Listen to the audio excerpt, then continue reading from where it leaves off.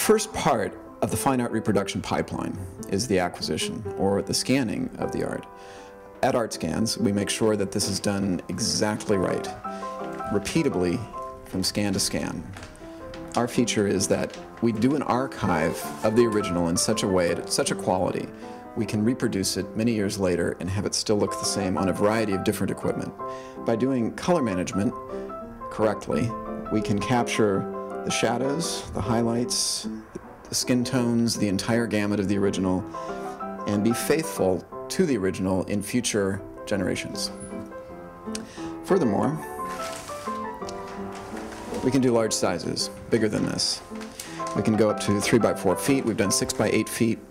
One of our unique capabilities is we can do large sizes at high resolution, for instance 300 dpi over a 6 by 8 foot area. Most traditional camera back systems cannot achieve this. They have to get back farther. Also, because we're lighting at such close range, we shoot in small sections, we can achieve flat lighting all the way from corner to corner without any vignetting. The second stage of the ArtScans process is to take the original scan and produce a final file for the use of the giclée printmaker or offset printmaker. We can create that for specifically any ink set, any press, anything we can profile, and we do that for the customer. These are professional data grade tapes made by Sony. They are made at very high temperature. They're capable of keeping the scans protected for many decades, we are told. We keep a second set off-site for safety.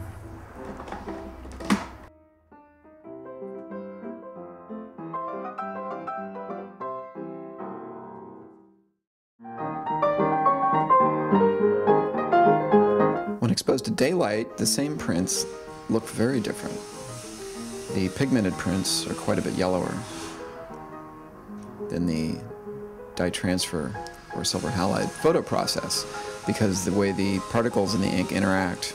Epson later fixed this problem with their new generation of ultrachrome inks and also by adding black very creatively with their Epson driver.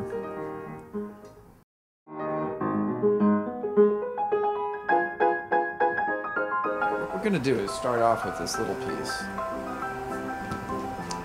This is tiny enough we can get a feel for what's going on. This is a registration grid. This goes down first before anything.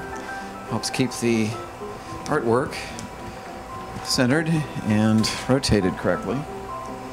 And we'll center it in the middle of the table. Get it lined up roughly to the boundaries of the edge of the painting. This is actually a delicate procedure because if you do it wrong, you might chop off some of the artwork.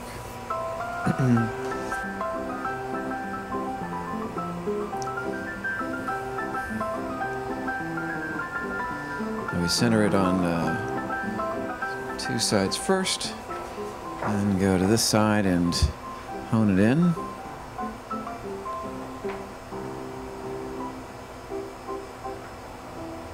And then we're all done. Key in some things in the keyboard.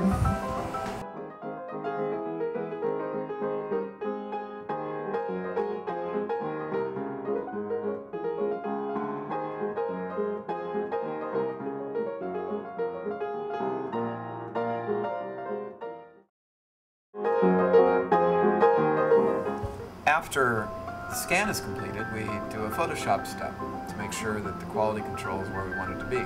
Everything we scan goes through Photoshop, and just to fix defects, sometimes dust, scratches, maybe on the original, things we know won't end up wanting to be on the print.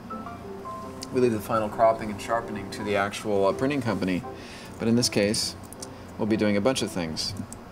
The first thing, we'll load in the scan we just finished.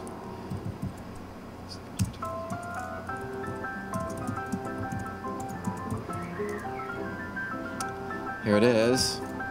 And we'll load up the alternate version. And these two will be comparing. One has the tiles softly blended together, and the other has the tiles hard blended together. I'll come up with a mapping so we can clone from one to the other. We only want to take parts of one that are good compared to the other. Basically, we'll mix and match the two scans so that we get the best of both. This gives us the best possible quality. It also removes any extraneous artifacts from our process, which is, you know, not perfect. It's awfully good, but it's not perfect. Here it is. And we'll zoom in, make it full screen, do photoshopping.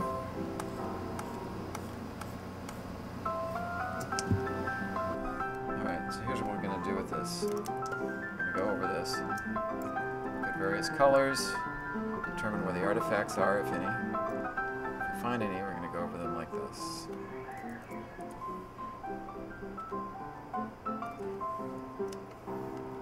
It's important to check everything really closely because you never know what's going to crop up in the shadows. The shadows aren't really easy to see until later on in the process. When it's too late, when the image is already in the printing company's shop,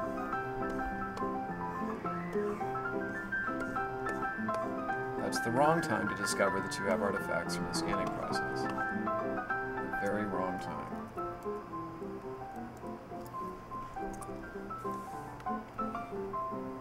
I like to do things like fix up little specks and things that may not look particularly good in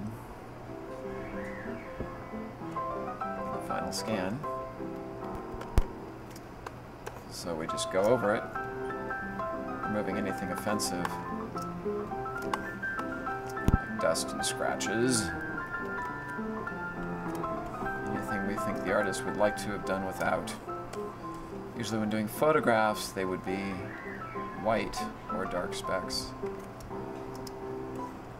Often dust shows up as white on a negative when it's printed.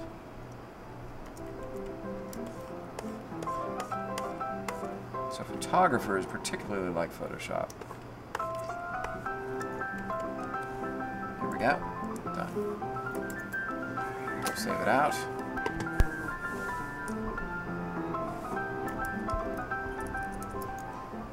We run our database program and convert it.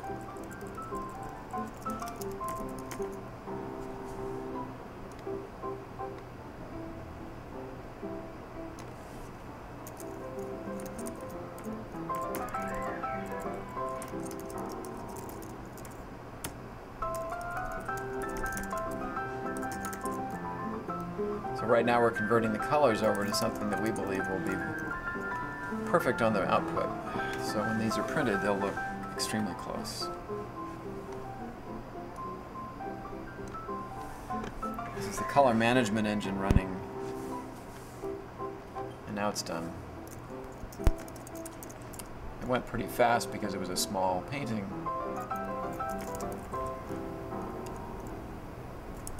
But heck, we have a faster server, so there. And we take it in, close that version of it. We open up the new one, which has been customized for the printing company that will be printing it.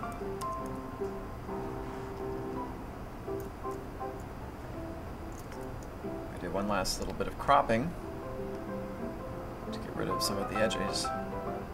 Edges are undesirable. Take up space. Run it through one pass of sharpening.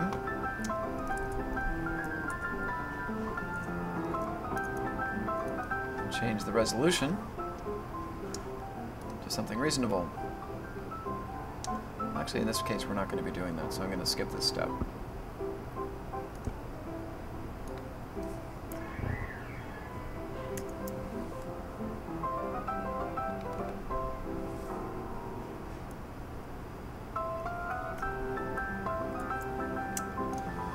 And that is all.